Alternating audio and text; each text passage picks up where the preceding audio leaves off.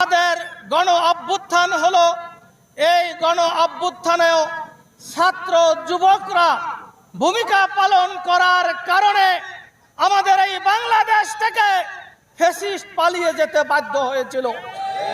সুতরাং এই যুবকদেরকে আমরা বলতে চাই, একটি যুব সমাজ যদি ধ্বংস হয়ে যায় তাহলে একটি রাষ্ট্র ধ্বংস হয়ে যায়।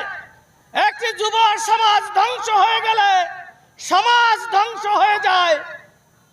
যুব সমাজ ধ্বংস হয়ে গেলে একটি পরিবার ধ্বংস হয়ে যায়। এই বাংলাদেশে আমরা কোন পরিবার, সমাজ, রাষ্ট্র ধ্বংস হতে দিতে পারি না। এজন্য যুব সমাজকে আমরা বলবো, 24-এ যেভাবে সোচ্চার ছিল ছাত্র জনতা, সেভাবে সার্বক্ষণিক এই বাংলাদেশকে যুবকদেরকেই পাহারা দিতে হবে।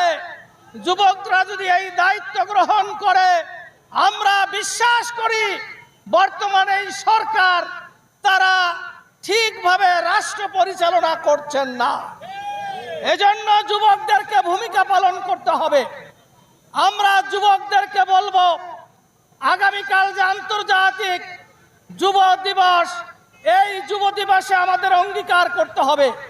আর সেই অঙ্গীকার হলো যে আমরা কোনো নেশাগ্রস্ত দ্রব্য, আমরা তার সাথে কোনো সম্পর্ক আমাদের থাকবে না।